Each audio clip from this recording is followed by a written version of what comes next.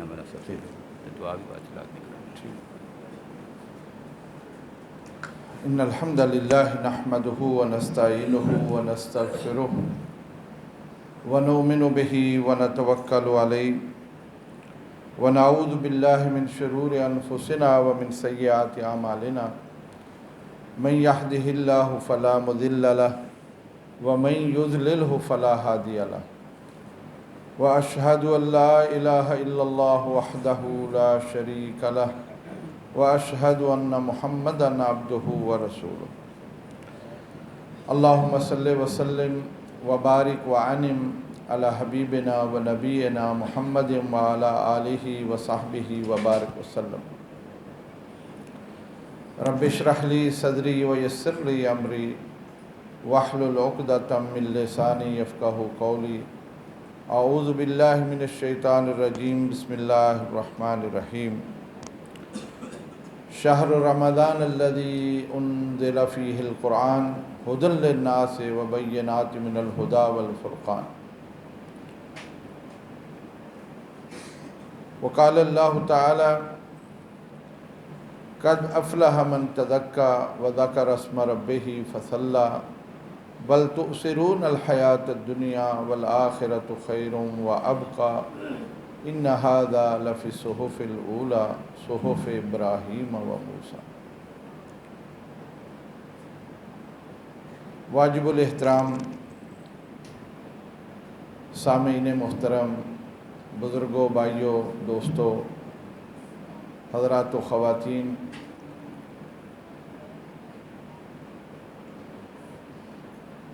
بلا شبہ وہ امت مبارکباد کے لائق ہے جس امت کو اللہ جل شانہ نے آخری امت بنایا، آخری پیغمبر عطا کیا اور آسمان سے نازل کردہ آخری کتاب انہیں عطا فرمائی. یہ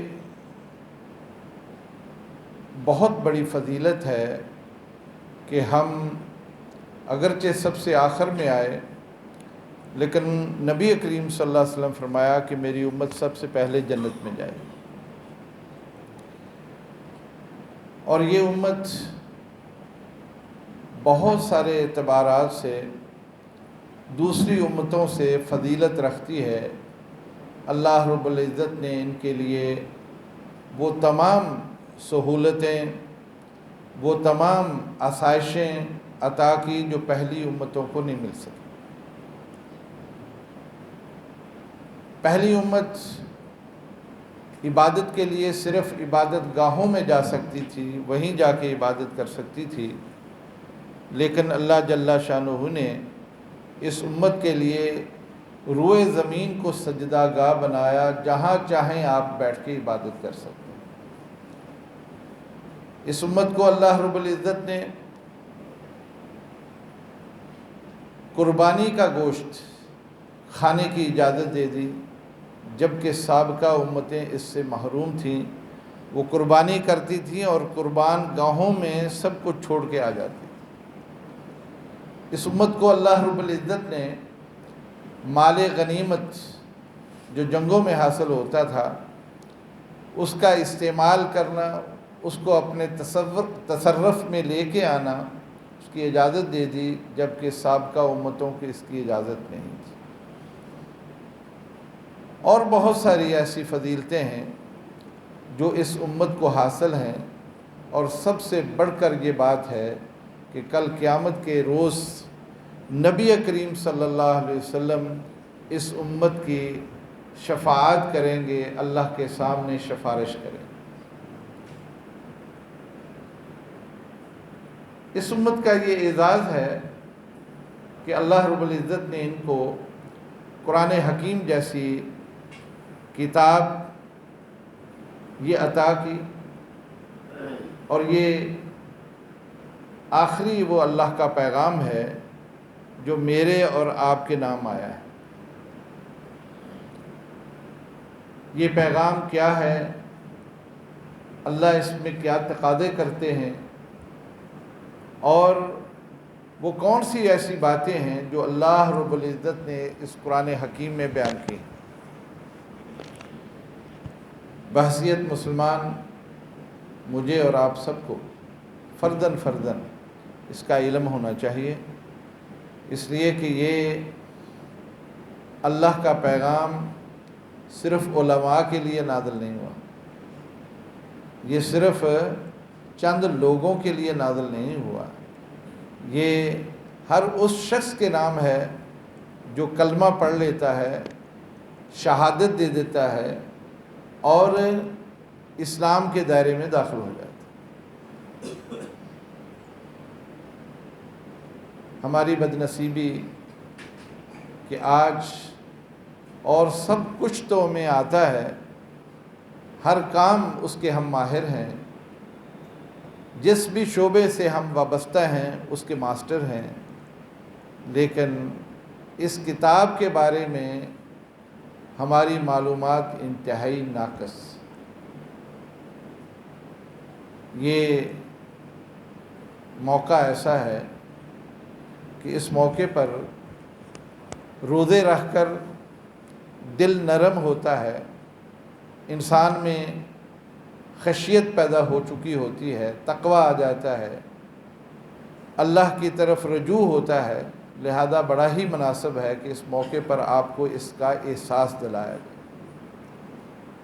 ماشاءاللہ یہ پہلی مسجد نہیں ہے جہاں ختم قرآن ہو رہا ہے، بلکہ ملک بھر کی لاکھوں مساجد میں کل بھی پروگرام ہوئے، آج بھی ہوں گے اور کل بھی ہوں گے، جہاں ہمارے بچوں نے اور ہمارے عزیزوں نے بہت اچھی آواز کے ساتھ قرآن حکیم مکمل سنوایا، اور آپ کو بھی اللہ نے یہ توفیق بخشی کہ آپ نے پوری استقامت کے ساتھ پیچھے کھڑے ہو کے اس کو سماعت کیا، اس کو سنا ہے. لہذا ایسی کتاب جس کا ہم یہ اہتمام کرتے ہیں، سنتے ہیں، پڑھتے ہیں، ضروری معلوم ہوتا ہے کہ اس کے بارے میں کچھ نہ کچھ تو جانیں، زیادہ نہیں تو کم از کم وہ مضامین جو اللہ نے اس میں بیان کیے ہیں اس کا خلاصہ تو ہمیں آنا چاہیے. میں بہت ہی معذرت کے ساتھ اور بلکہ پیشگی معذرت کے ساتھ آپ سے ایک سوال کرتا ہوں کہ آپ میں سے کون ہے جسے یہ معلوم ہے کہ قرآن حکیم میں کون کون سے مضامین بیان ہوئے؟ کسی کو معلوم ہے؟ قرآن حکیم میں کون سے ایسے موضوعات ہیں جن کو اللہ رب العزت زیر بحث لایا؟ یہی وہ المیہ ہے کہ ہم یہ سارا کام چند لوگوں کے سپرد کر رکھا ہے اور ہم انہی پر انحصار کرتے ہیں، اور اسی کا نتیجہ ہے کہ آج فرقہ واریت ہے، تفرقہ ہے، ذہنی انتشار ہے، اور دینی مسائل میں لوگ پریشان حال ہیں. اس لیے کہ جب یہ سارا مجمع مجھے اختیار دے دے کہ بھئی آپ ہی کا کام ہے قرآن پڑھ کے ہمیں بتائیں کہ اس میں کیا ہے، تو بحیثیت انسان میری پھر مرضی ہے، جو چاہے میں آپ کو کہوں.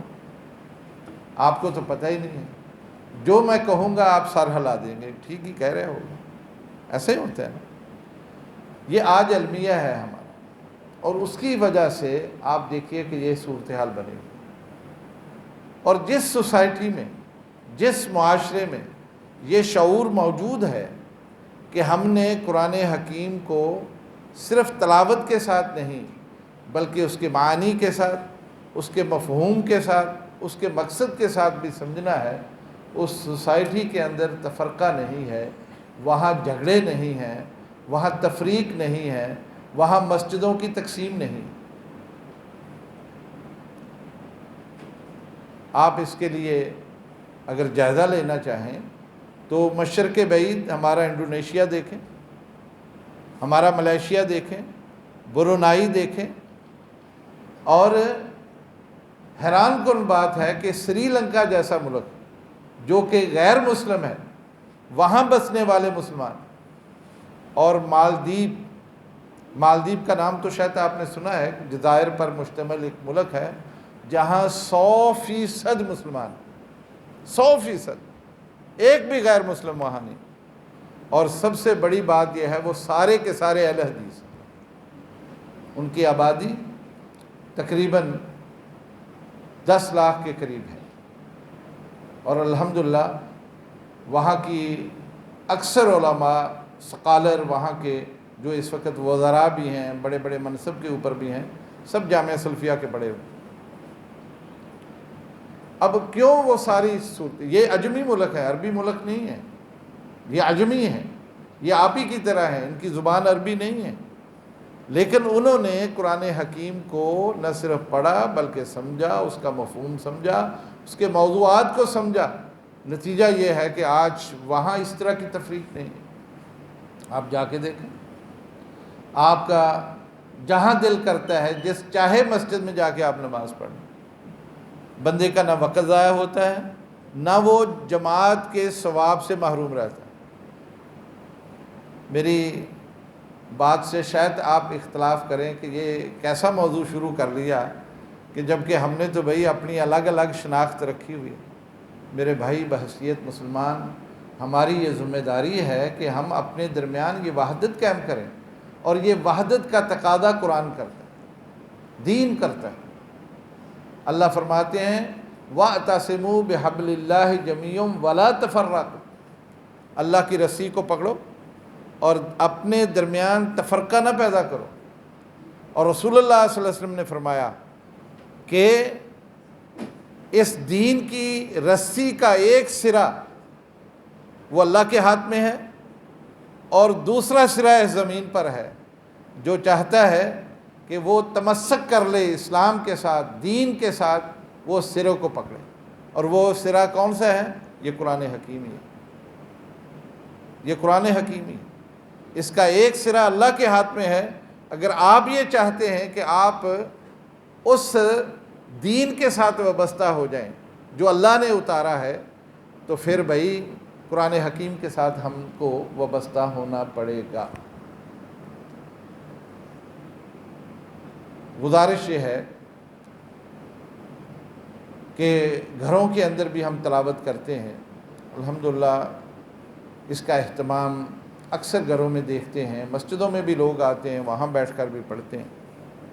لیکن اگر تھوڑی سی کوشش کر لی جائے، تھوڑی سی محنت کر لی جائے، آپ کسی بھی مسجد سے وہاں کے امام، وہاں کے خطیب یا وہاں کے مدرس جو پڑھاتے ہیں، علماء ہیں، ان کے ساتھ وابستہ ہو جائیں، عصر کے وقت، مغرب کے وقت، عشاء یا فجر کے وقت، اور 10 سے 15 منٹ آپ اس سے لے لیں، روزانہ 2-3 آیتیں آپ اس سے سیکھ لیں۔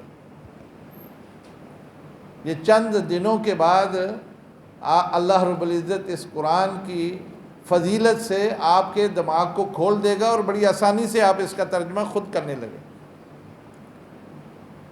وَلَقَدْ يَسَّرْنَا الْقُرْآنَ لِلذِّكْرِ فَهَلْ مِن مُدَّكِرٍ، اللہ نے تو اس کو بڑا آسان بنایا، بہت آسان بنایا۔ کیا ہے کوئی اس سے جو نصیحت لے، یا اس کو پڑھے، یا اس کو سیکھے؟ اس لیے اگر آپ اس کا اہتمام کر لیں، آپ کی زندگی میں یہ قرآن روشنی بن کے آئے گا، اور اس قرآن کا یہ اعزاز ہے کہ انسان کا ہاتھ پکڑ کر اس کو جنت میں لے جائے۔ نبی اکرم صلی اللہ علیہ وسلم کی وہ حدیث ہے، آپ نے فرمایا کہ کوئی بھی شخص جب وہ دین سیکھنے کے لیے گھر سے نکلتا ہے، اور اس عزم کے ساتھ کہ میں نے دین سیکھنا ہے، قرآن سیکھنا ہے، قرآن کو پڑھنا ہے، اس کے مفہوم کو پڑھنا ہے، سہل اللہ لہ طریقا الی الجنہ، اللہ جنت کا راستہ اس کے لیے آسان کر دے۔ اور یہ تو بھائی خوش نصیبی کی بات ہوگی کہ کوئی بھی شخص اگر اس راستے پر چل رہا ہے، اور وہ یہ چاہتا ہے کہ، اور ہمارا مقصود مطلوب بھی یہی، ہمارا مقصود اور مطلوب بھی یہی ہے کہ ہم جنت تک پہنچ جائیں، جنت ہمارا مقدر بن جائے، جنت ہمارے نصیب میں آ جائے۔ اللہ رب العزت ہم سب کے لیے اس کو آسان کرے۔ پھر یہ قرآن حکیم اللہ رب العزت نے جو ہمیں دیا ہے، یہ دراصل ہماری روحانی غذا ہے۔ میرا اور آپ کا جسم مٹی سے بنا، یہ جو بت ہے جس میں گوشت بھی ہے، خون بھی ہے، ہڈیاں بھی ہیں، یہ اللہ رب العزت نے مٹی سے بنایا، اور اس کی غذا اللہ رب العزت نے مٹی سے بنائی۔ ہم جو کچھ بھی کھاتے ہیں، کوئی بھی غذا کھاتے ہیں، وہ سب مٹی سے پیدا ہوتا ہے، وہ پھل ہوں، سبزیاں ہوں، اناج ہو، چاول ہو، کچھ بھی ہے، یہ سب مٹی سے پیدا ہوتا ہے۔ ہم کھاتے ہیں اور اپنے اس جسم کو مضبوط رکھتے ہیں، اس کے لیے وٹامن بھی لیتے ہیں، اور بھی بہت ساری چیزیں استعمال کرتے ہیں۔ لیکن یہ جسم خالی مٹی سے نہیں بنا، بلکہ اللہ رب العزت نے اس میں جو زندگی رکھی ہے وہ روح ہے۔ وہ کیا ہے؟ وہ روح ہے، اور روح کے ساتھ ہی ہماری زندگی ہے، ہماری یہ حیات جس کے ساتھ ہم چلتے پھرتے ہیں، کھاتے پیتے ہیں، اٹھتے بیٹھتے ہیں، سمجھتے ہیں، سوچتے ہیں، کاروبار کرتے ہیں، ہماری حرکتیں جو ہیں، آنا جانا، سب یہ اس روح کی وجہ سے۔ جس دن یہ روح نکل جاتی ہے، یہ خالی بت رہ جاتا ہے، جسے اٹھا کے قبرستان میں مٹی کے سپرد کراتے ہیں۔ ایسا ہی ہوتا ہے۔ یہ روح جو ہے، اس کی غذا اللہ رب العزت نے مٹی میں نہیں رکھی، اس کی غذا اللہ رب العزت نے آسمانوں سے اتاری، اور وہ قرآن ہے، وہ قرآن حکیم ہے۔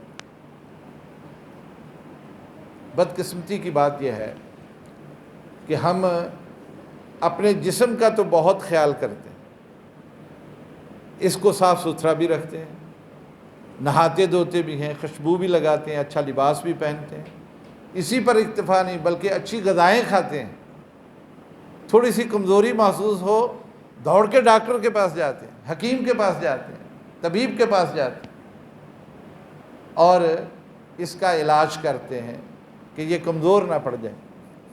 لیکن کبھی ہماری توجہ نہیں گئی کہ وہ روح جو میرے جسم میں ہے، اس کا بھی میں فکر کروں،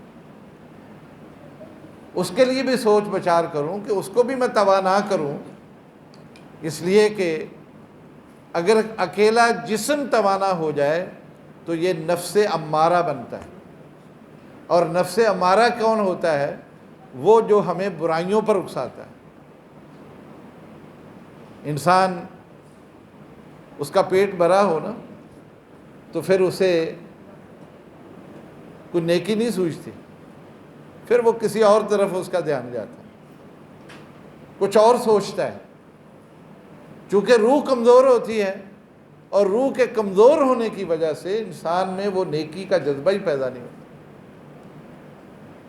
ضرورت اس امر کی ہے کہ جہاں ہم اپنے جسم کا خیال رکھیں، وہاں ہم اپنی روح کو بھی توانا کریں، اس کو بھی مضبوط کریں۔ اور روح، اس کا تعلق ہمارے جسم کے اس حصے سے ہے جو حصہ اس جسم میں اللہ نے سب سے خوبصورت بنا۔ وہ کون سا حصہ؟ بولو، یہ دل ہے۔ الحمدللہ، وہ انسان کا دل ہے جہاں اللہ رب العزت نے اس روح کو رکھا ہے۔ اب روح اگر دل میں ہے، یہ اس کا مسکن ہے، اس کی جگہ ہے۔ اگر دل اچھا ہے، دل پاکیزہ ہے، دل صاف ہے، تو یقیناً روح بھی پرسکون ہے۔ لیکن اگر دل صاف نہیں ہے، وہ کچرے سے بھرا ہوا ہے، گندگی سے بھرا ہوا ہے، تو روح بھی بے چین ہے۔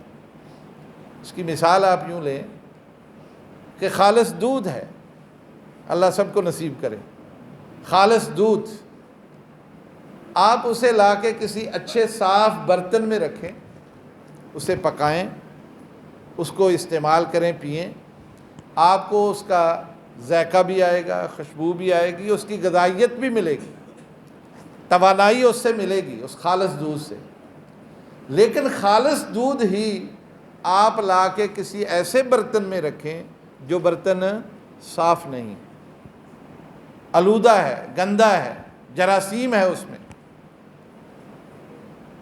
تو آپ بتائیے کہ وہ دودھ جو اس گندے برتن میں پکایا گیا، اگر آپ اس کو استعمال کرتے ہیں اس سے خوشبو آئے گی، غذائیت رہے گی، اس کا ذائقہ ہوگا؟ ہرگز نہیں، بلکہ وہ انسان کے لیے مضر ہوگا، نقصان دہ ہوگا۔ بعین ہی اس روح کی کیفیت ہے۔ روح کا تعلق ہمارے دل سے ہے، اور دل کا صاف ہونا بڑا ضروری ہے۔ رسول اللہ علیہ وسلم کی حدیث ہے، یقیناً آپ نے علماء سے سن رکھی ہوگی، فرمایا الا فی الجسد مضغۃ اذا صلحت صلح الجسد کلہ واذا فسدت فسد الجسد کلہ الا وہی القلب۔ لوگوں، انسان کے جسم میں ایک ٹکڑا ہے، اگر وہ ٹکڑا صحیح ہے تو پورا جسم صحیح ہے، اگر وہ ٹکڑا فاسد ہے، خراب ہے، تو پورا جسم خراب ہے۔ فرمایا وہ دل ہے، وہ دل ہے۔ اس لیے اس سے پتہ یہ چلتا ہے کہ دل کی صفائی، دل کی پاکیزگی، دل کا صحیح ہونا، یہ میری اور آپ کی انتہائی اہم ضرورت ہے۔ اور اس دل کو پاکیزہ کیسے کریں؟ اس دل میں خرابیاں ہیں نا، وہ خرابیاں کیا ہیں؟ ہم نے اپنے دل کو جہاں ایمان کے نور سے منور کرنا تھا، وہاں اس دل کو ہم نے حسد سے، کینہ، بغض، نفرتیں اور برے خیالات سے اس کو بھر کے رکھا ہوا۔ ہم نے اس میں کوئی جگہ نہیں چھوڑی۔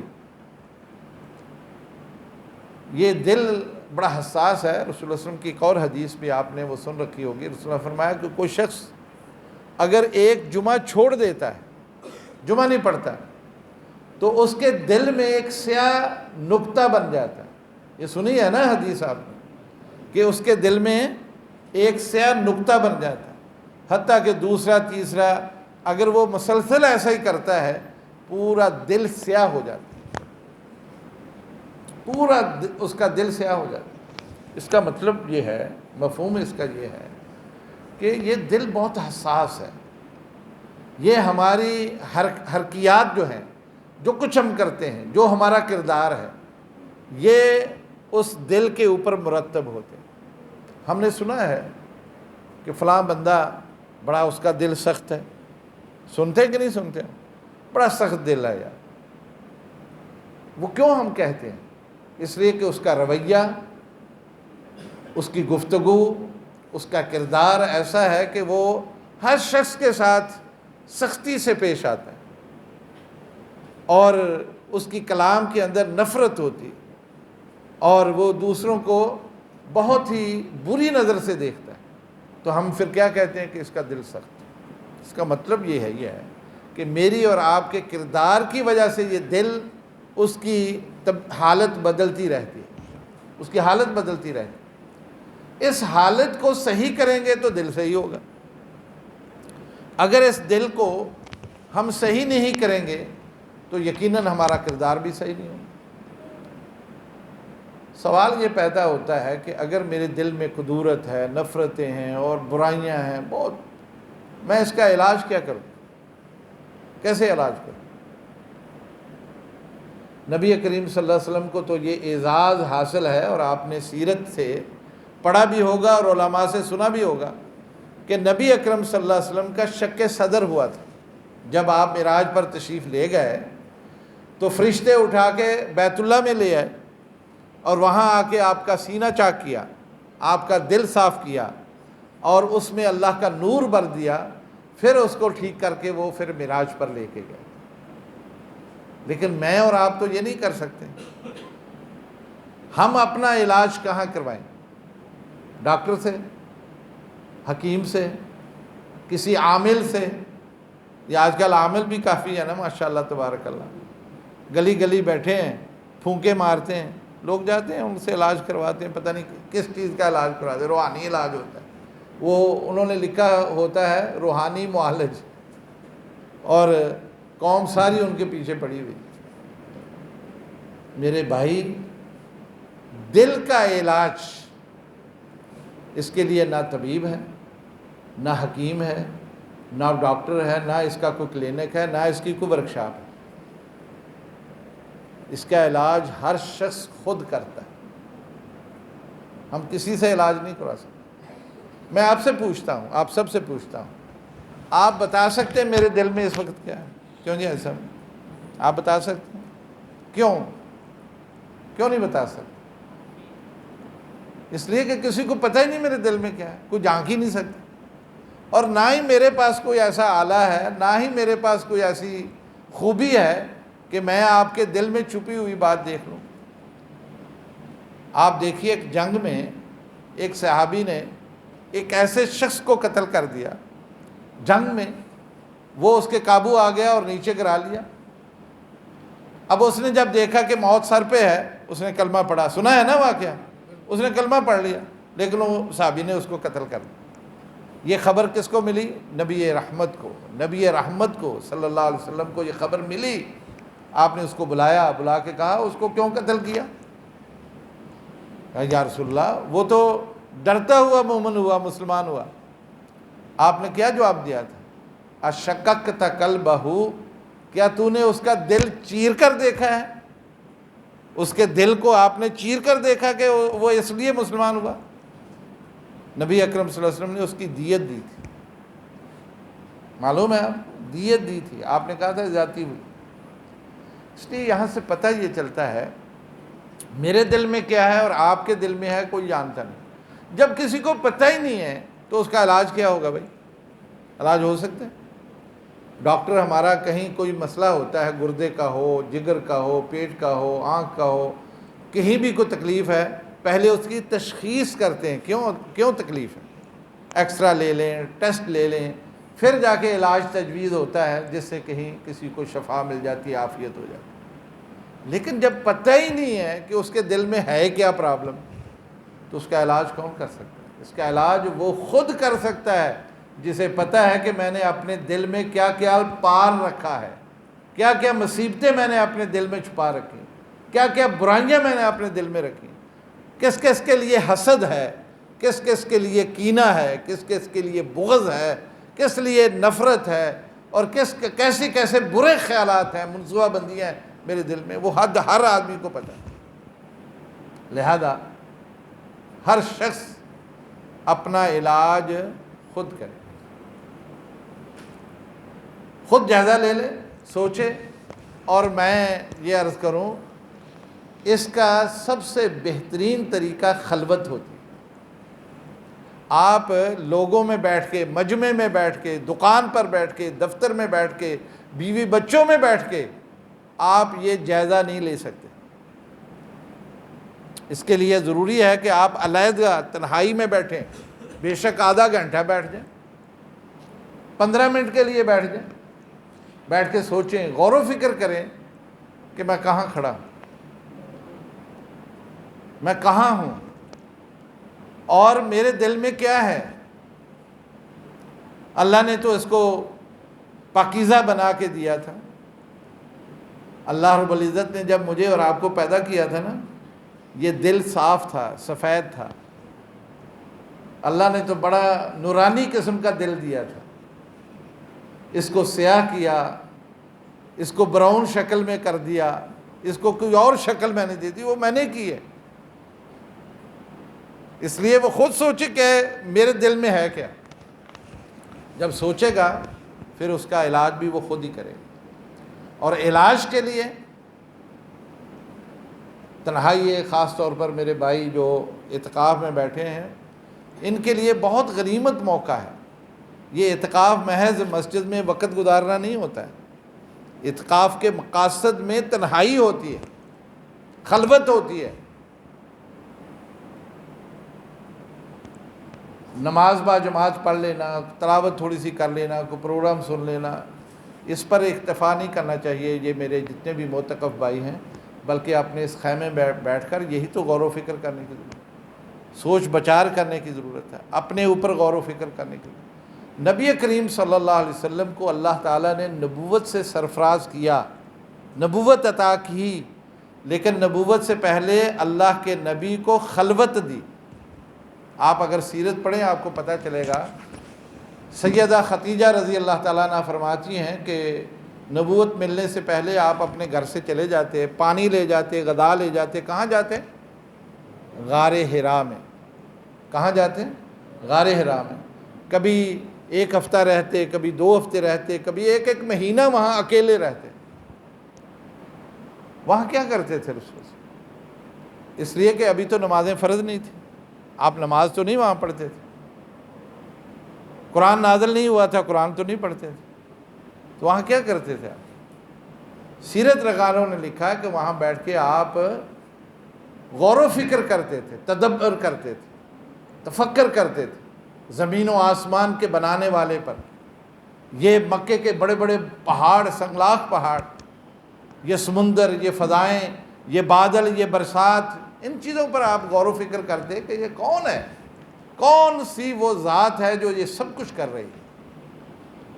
نتیجہ یہ ہے کہ آپ کے دل میں یہ بات بیٹھ گئی کہ کوئی ایسی ذات جو اس پوری کائنات کا مالک ہے، خالق ہے، وہی طاقت رکھتا ہے یہ سب کچھ کرنے کا، اس سے اپنے تعلق کو مضبوط کیا.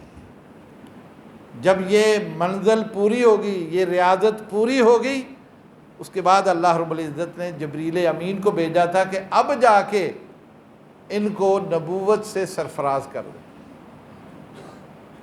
میرے بھائی، یہ آپ حضرات جو خاص طور پر میرے بھائی اعتکاف میں بیٹھے ہیں ان کے لیے، اور باقی جتنے بھی دوست ہیں سب کے لیے، ٹھیک ہے آپ کے پاس وقت نہیں تھا، آپ اعتکاف میں نہیں بیٹھے، لیکن گھروں کے اندر اپنے کسی بھی جگہ پر ہفتے میں، 2 ہفتے کے بعد، مہینے کے بعد خلوت ضرور اختیار کریں، تھوڑی سی خلوت. اس سے آپ کو بہت فائدہ ملے گا. آپ یہ ضرور سوچ بچار کریں گے کہ میں کہاں کھڑا ہوں، میرے دل میں کیا ہے. میں سچی بات ہے، ایک دوستوں میں جب بھی بیٹھتا ہوں، اس طرح کی کوئی مجلس ہوتی ہے، احساس دلانے کے لیے، صرف احساس دلانے کے لیے ایک سوال کرتا ہوں. وہ سوال یہ ہے کہ ماشاءاللہ میرے اس مجمع میں میرے سمت ایسے بھی لوگ ہیں جن کی عمر اب 60 سال سے زیادہ ہے، 65 سال ہے، 70 ہے، کوئی 50 کے پیٹے میں ہے، کوئی 55 کے پیٹے میں، کوئی 30-35 میں. چلو وہ تو ابھی جوان ہے ماشاءاللہ، اللہ ان کو لمبی عمر دے. لیکن جو اوپر چلے گئے ہیں، 60 سے اوپر چلے گئے ہیں، یہاں موجود ہیں. سوچنا چاہیے نا کہ میری 60-65 سال کی عمر میں وہ کون سی نیکی ہے جو میں کسی کو یا اللہ کے سامنے بطور حجت پیش کر سکتا. وہ کون سا کام ہے جو میرا اچھا ہے، جو میں اللہ کے سامنے اگر کوئی مجھے پوچھے بھی لاؤ نیکی، تو میں بتاؤں ہاں جی میں نے وہ کام کیا. یہ کیسے ممکن ہوتا ہے؟ جب آپ سوچیں، غور و فکر کریں، تدبر کریں، پھر آپ کے ذہن میں یہ چیز آئے گی. آپ سوچیں گے کہ میں نے 60 سال میں کیا کیا ہے، وہ کون سا کام ہے جس پر میں یہ کہہ سکتا ہوں آج یہ اچھا کام. اگر نہیں ہے تو ایک فکر تو پیدا ہو جائے گی کہ نہیں ہوگی؟ فکر پیدا ہو جائے گی. اگر نہیں بھی ہے تو پھر فکر پیدا ہو جائے گی، انسان آئندہ کے لیے محتاط ہو جائے. میرے بھائیوں، اس کے لیے رمضان سے بہتر اور کوئی موسم نہیں ہوگا. رمضان کا موسم یہ سب سے بہترین موسم ہے جس میں انسان روحانی طور پر اپنے آپ کو مضبوط کرتا ہے. یہ مہینہ بڑی خوبیوں کا مہینہ ہے، اس لیے کہ اللہ رب العزت نے بڑے ہی اعزاز کے ساتھ اس مہینے کو نوازا ہے، بڑے اعزازات کے ساتھ. سب سے بڑا اعزاز قرآن حکیم ہے. شہر رمضان الذی انزل فیہ القرآن، اللہ نے قرآن اتارنا تھا تو اس کے لیے رمضان المبارک کا مہینہ اس کو منتخب کیا. اور قرآن حکیم ایک ایسی کتاب جو شفاء لما فی الصدور، جو ہمارے سینوں میں چھپی برائیاں ہیں نا اس کا علاج کرتا ہے۔ کوئی بھی شخص قرآن حکیم کو جب پڑھتا ہے، بھلے سے وہ سادہ ہی تلاوت کرتا ہے، اس کے اثرات اس کے اوپر ضرور ہوتے ہیں۔ اس لیے کہ رسول اللہ صلی اللہ علیہ وسلم نے ایک بات فرمائی ہے، اور یہ بات میں آپ سب سے بھی کہنا چاہتا ہوں۔ آپ صلی اللہ علیہ وسلم نے فرمایا کہ جو شخص قرآن پڑھتا ہے اور قرآن کے ساتھ مشغول رہتا ہے، مصروف رہتا ہے، اور اسے دعا کرنے کا وقت نہیں ملتا، قرآن کی تلاوت میں ہی لگا رہتا ہے، نبی اکرم صلی اللہ علیہ وسلم فرمایا اس کے دل میں جو تمنائیں ہوتی ہیں، جو آرزویں ہوتی ہیں، جو وہ اللہ سے مانگنا چاہتا ہے، اللہ بغیر مانگے دے دیتا ہے، بغیر مانگے دے دیتا ہے۔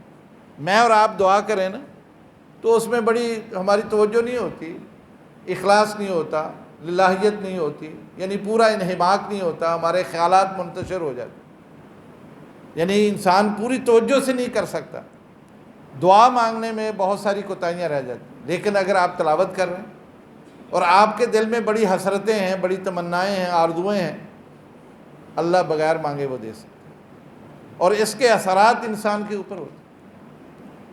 اس لیے یہ مہینہ اس اعتبار سے بہت اہم۔ اور پھر دیکھیے ایک اور بڑی ایک اچھی بات ہے کہ یہ مہینہ ایسا ہے کہ جس میں ہم روزے رکھتے ہیں۔ روزہ ایک ایسی عبادت ہے کہ جس سے انسان کو روحانی طور پر بہت فائدہ پہنچتا ہے۔ کیسے پہنچتا ہے؟ اس لیے کہ وہ صبح سحری میں کھاتا ہے اور اس کے بعد افطاری میں مغرب کے وقت لیتا ہے، سارا دن وہ بھوکا پیاسا رہتا ہے، جس سے اس کا جسم کمزور پڑتا ہے اور اس کے مقابلے میں روحانیت طاقتور ہو جاتی ہے۔ اس لیے کہ روزہ عبادت ہے۔ آپ جب روزہ رکھ لیتے ہیں نا، صبح سحری کھا لیتے ہیں، پھر شام تک جس بھی کیفیت میں ہو، بے شک آپ کاروبار کریں، محنت کریں، مزدوری کریں، جو مرضی کریں، آپ عبادت کی حالت میں، عبادت کی حالت میں آپ کی عبادت لکھی جا رہی ہے۔ اور جب انسان عبادت کی حالت میں ہوگا تو اس کے لیے فرشتے بھی دعا کر رہے ہیں، اس کی مغفرت کی دعا کرتے ہیں، اس کی رحمت کے لیے، اس کی برکت کے لیے دعا کرتے ہیں۔ وہ اللہ کی زبان پر ہوتا ہے، ایسا شخص اللہ کی زبان پر ہوتا ہے۔ تو اس لیے یہ روزہ رہ کر اگر کوئی انسان بندگی اور عبادت کرتا ہے، تلاوت کرتا ہے، اسی لیے اس کا اجر بھی بہت زیادہ ہے۔ اللہ رب العزت ہماری نیکیوں کا جو بدلہ ہمیں دے گا، جو عام دنوں میں ہم کرتے ہیں، اس کے گریڈ مختلف ہیں، ہر شخص کی نیت کے مطابق اللہ اس کو دے گا۔ کسی کو 10% مل گیا، کسی کو 70 ملے گا، کسی کو 700 گنا مل جائے گا، لیکن یہ اس کے عمل کی وجہ سے، اس کے اخلاص کی وجہ سے، اس کے ایمان کی وجہ سے اللہ اس کو دے دے گا۔ لیکن روزہ اور روزے کی حالت میں جو عمل آپ نے کیا ہے، اللہ نے اس کی حد نہیں مقرر کی، اس کی حد مقرر نہیں کی، بلکہ نبی کریم صلی اللہ علیہ وسلم نے فرمایا کہ اللہ فرماتے ہیں الصوم لی وانا اجزی بہ، یہ روزہ میرے لیے تھا، اس کا بدلہ، اس کا انعام بھی میں خود دوں گا، اپنے شان میں اپنے بندوں کو دوں۔ اس کی حد نہیں مقرر کی اللہ رب العزت، وہ کتنی ہوگی اس کا اندازہ ایک حدیث سے ہوتا ہے کہ اللہ تعالیٰ نے جنت کے 8 دروازے رکھے ہیں، ان میں ایک دروازہ باب الریان ہے۔ آپ نے علماء سے سن رکھا ہو، کیا نام ہے اس کا؟ باب الریان۔ اور یہ دروازہ پکارے گا این صائمون، دنیا میں روزہ رکھنے والے کہاں ہیں؟ آ جاؤ، یہ دروازہ جنت کا کھلا ہے، آ جاؤ۔ مجھے لگتا ہے کہ جو دنیا میں ایمان اور احتساب کے ساتھ، اخلاص کے ساتھ روزے رکھتے رہے، کل قیامت کے روز وہ بغیر حساب کے اسی جنت میں چلے جائیں گے جو باب الریان سے جاتا ہے۔ مجھے حسن ظن ہے انشاءاللہ اللہ تعالیٰ یہ مقام و مرتبہ دے دے گا، اس لیے کہ اللہ رب العزت نے اس کا بدلہ دے۔ تو اس اعتبار سے یہ رمضان کا مہینہ میرے اور آپ کے لیے بہت ہی زیادہ غنیمت والا ہے۔ اس کا ایک ایک لمحہ جس میں آپ تسبیح پڑھ لیں، الحمدللہ کہہ دیں، سبحان اللہ کہہ دیں، لا الہ الا اللہ کہہ دیں، درود پڑھ لیں، اور بے شمار سبحان اللہ و بحمدہ سبحان اللہ العظیم، کتنی اور بے شمار ایسی تسبیحات ہیں، لا حول ولا قوت الا باللہ۔ تو اس کا اجر ایسا ملنے والا ہے جس کی کوئی حد نہیں، جس کی کوئی حد نہیں۔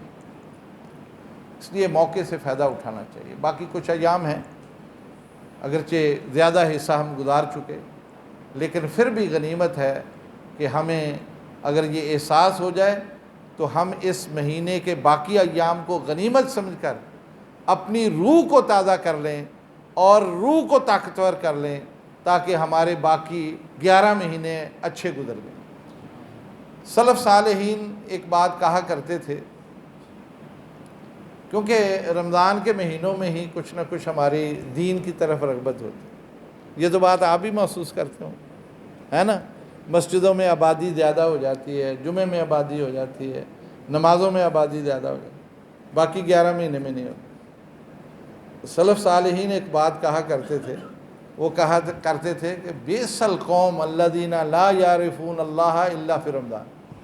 سب سے بری قوم وہ ہے، سب سے بری قوم وہ ہے جو رمضان کے علاوہ اللہ کو جانتے نہیں۔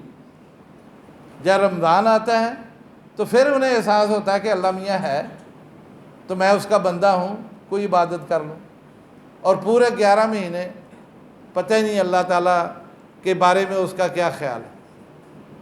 حالانکہ جو رب رمضان کا ہے وہی رب الرجب و شعبان، رب الشوال والذیقعد، سلف صالحین کہتے ہیں وہی رب تو رجب کا بھی تھا، شعبان کا بھی تھا، جو رب رمضان میں ہے وہی رب شوال میں بھی ہوگا، وہی رب ذی القعدہ میں بھی ہوگا۔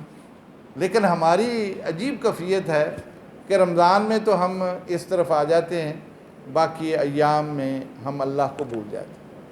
میرے بھائیوں، یہ رمضان آتا ہی اس لیے ہے کہ ہمیں وہ تجدید عہد ہم سے لے لے، ہمارے ایمان کو دوبارہ تازہ کر دے اور ہم اس طرف رجوع کریں۔ وہ اللہ رب العزت نے قرآن حکیم میں ایک بڑھیا کا ذکر کیا ہے، وَلَا تَكُونُوا كَالَّتِي نَقَضَتْ غَزْلَهَا مِن بَعْدِ قُوَّةٍ أَنْقَاصًا، کہ اس بڑھیا کی طرح نہ ہو جاؤ جو بڑی ہی محنت سے دھاگا بناتی ہے، چرخہ کاٹتی ہے، دھاگا تیار کرتی ہے، اور جیسے وہ اٹھی تیار کر لیتی ہے اپنے ہاتھ سے ہی اس کو توڑ پھوڑ کر کے پھینک دیتی۔ اللہ رب العزت فرماتے ہیں کہ اس بڑھیا کی طرح نہ ہو جاؤ کہ رمضان میں اتنی محنت کی ہے، روزے رکھے، تلاوت کی، تراویحاں پڑھی، ذکر کیا، صدقہ خیرات، لیکن جیسے ہی مہینہ گزرا وہ ساری نیکیاں خود ہی اپنے ہاتھوں سے برباد ہوئی۔ یہ نیکی کرنا آسان ہے، نیکی کی حفاظت بڑی مشکل ہوتی ہے، بہت مشکل ہوتی ہے۔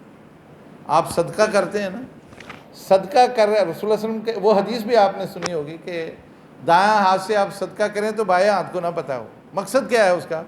کہ آپ اس کی شہرت نہ کرتے پھریں، ریاکاری نہ کرتے پھریں، اور جس کو دیا ہے اس کے اوپر احسان نہ جتائیں، کیونکہ اس سے نیکی برباد ہو جاتی ہے۔ اس لیے نیکی کر کے اس نیکی کی حفاظت بڑی مشکل ہوتی ہے۔ ہمارے سلف صالحین رمضان کے روزے گزرنے کے بعد 6 مہینے تک یہ دعا کرتے تھے، یا اللہ جو رمضان میں عبادت کی، روزے رکھے، اس کو قبول فرما لو۔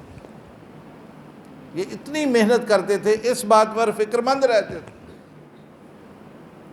اور ہمیں اپنی نیکیوں کی جو ہم نے رمضان میں کی ہیں اس کی حفاظت بھی کرنی ہے، اور یہ جو ہمیں اس سے روحانیت ملی ہے اس روحانیت سے ہم نے فائدہ بھی اٹھانا ہے اور اپنے دلوں کو منور کرنا ہے۔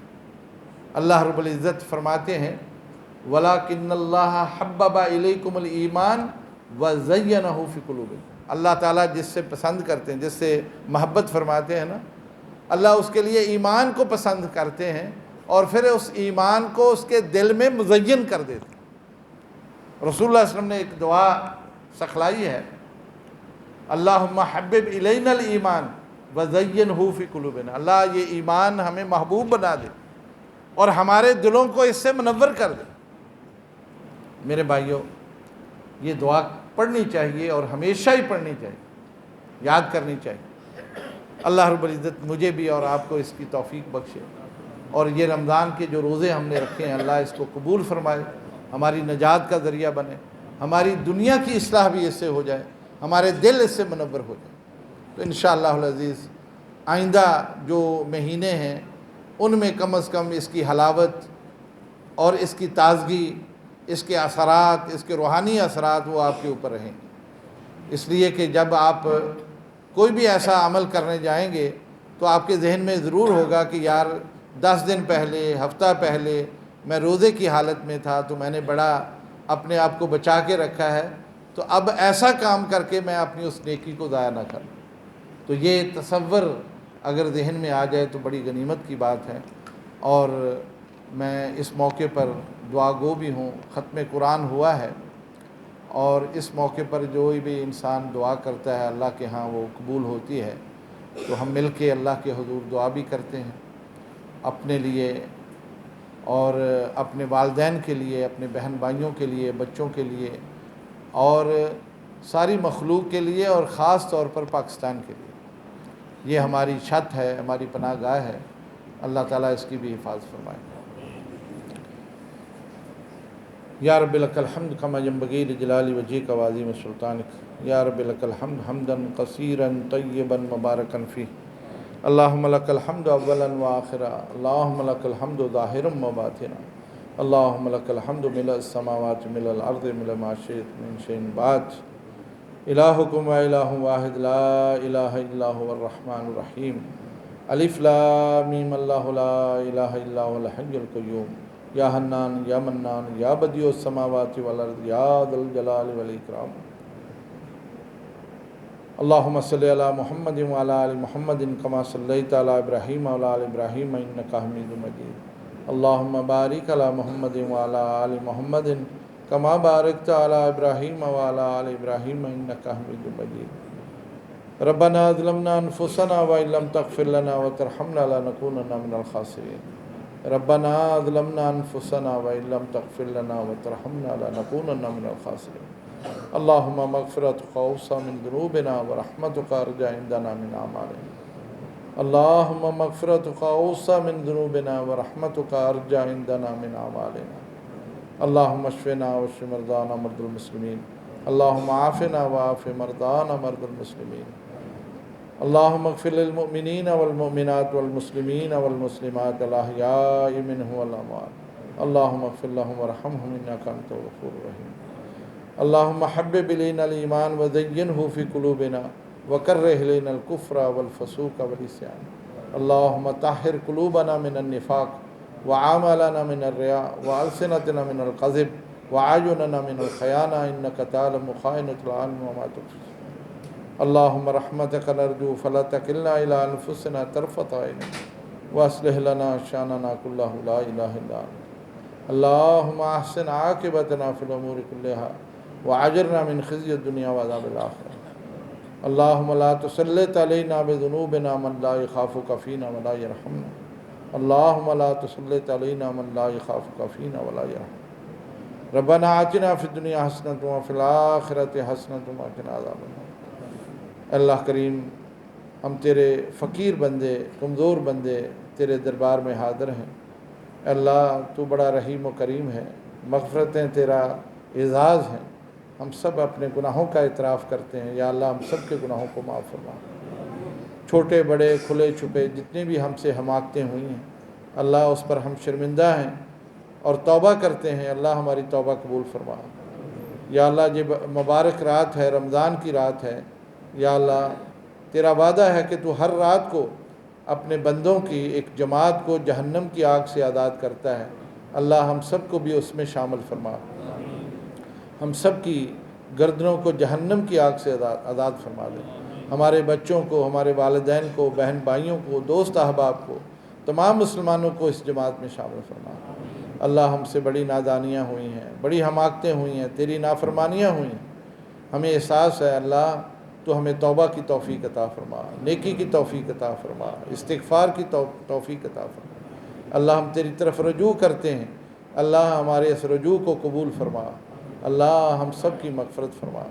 اللہ تیری مغفرت ہمارے گناہوں سے بہت بڑی ہے، تو بڑی ہی رحمت والا ہے۔ ہمارے اعمال بہت چھوٹے ہیں لیکن تیری رحمت بڑی وسیع ہے۔ اللہ تو اپنی رحمت سے ہم سب کے گناہوں کو معاف فرما دے۔